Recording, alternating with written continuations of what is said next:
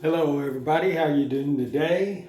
I've been showing you not only some Hebrew word pictures, but I've also been showing you some Paleo-Chinese word pictures. And this one here is the word picture for the word greed, pronounced lon. Now each one of these three symbols are showing us something. So remember, Paleo-Chinese goes back to about 2500 BC. Here would be the year Jesus is born. We'll call it 0. And of course, here we are in 2018. So remember, Taoism, Buddhism, and Confucianism came along the 5th and 6th century BC, right about here. So between this point here and this point here, what did the Chinese believe? Well, they believed in only one God. They were monotheists, and they believed in Shangdi. And all the writings that they have about Shangdi, since the writing goes back to 2500 BC, shows all the characteristics as Yahweh. And so that was just their way of saying God or Yahweh.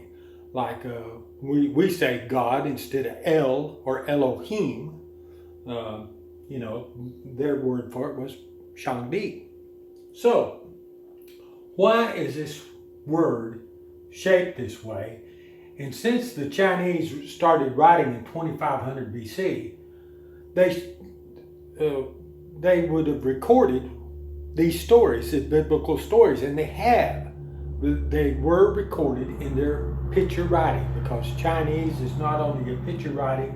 Now, it's not phonetical, but Paleo-Hebrew is picture and phonetical. That's a difference. But let's read this word greed. Now we're going to start off with a Paleo-Hebrew letter, Ta, which is shaped like the cross of Christ. Ta. There's two styles of it. One's a cross, and then there's another one that is, and it means mark or sign, seal, mark or sign, or a covenant. And that's what that is. So you can see this cross right here. And of course the Bible says, cursed is he that hangeth upon a tree. And then if you read Isaiah chapter 53, we know why. Because Christ took the curse that should have been upon us. He took it upon him. He was born of the Virgin. He is Emmanuel. He's God with us. So here we have this letter Ta, which means mark, seal, sign, or covenant. These are the two branches coming off of the tree. And of course, I believe it's symbolic of the Jewish race and the Gentile race. And we're all connected to Christ, because Israel's under that new covenant. Jeremiah 31:31 says, I will make a new covenant with the house of Israel and the house of Judah, not as the one that I made when I took them by the hand and led them out of Egypt. So Israel of the flesh is under the new covenant. It's just unfortunately, they're Antichrist. Of course, there are millions of Jews that have come to Jesus Christ and become part of his church, but most of Israel of the flesh still reject him, unfortunately. So we have, now this is a symbol of a woman, and she's standing in front of beside two trees. Well, why? What does that have to do with the Bible? Well, there were two types of trees, one that she could eat of and one she certainly was told not to eat of. And she was tempted by the devil. We could read that in the first few chapters of Genesis. And then she gave to her husband, and Adam, he was guilty too. Now she sinned first, she brought it in, but Adam followed suit. And then sin came into the world and death came upon man. So, greed.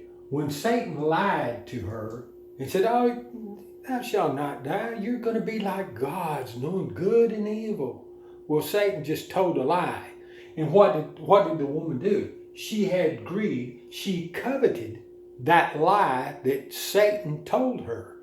And of course it ended up, we know the rest of the story. Sin came upon the earth and death followed from Adam and Eve, clear to when Christ returns, mankind is going to grow old and pass away.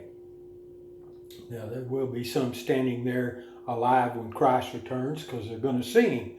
It's going to be a noisy day. Visually, they're going to see him and they're going to hear the shout of a trumpet, and then this earth is going to be destroyed. But this is interesting that the ancient Paleo-Chinese, when they thought of the word greed, they wrote a woman beside two trees, and this cross shape is the same as the cross of Christ, which means a sign. Anyway, I hope you like it.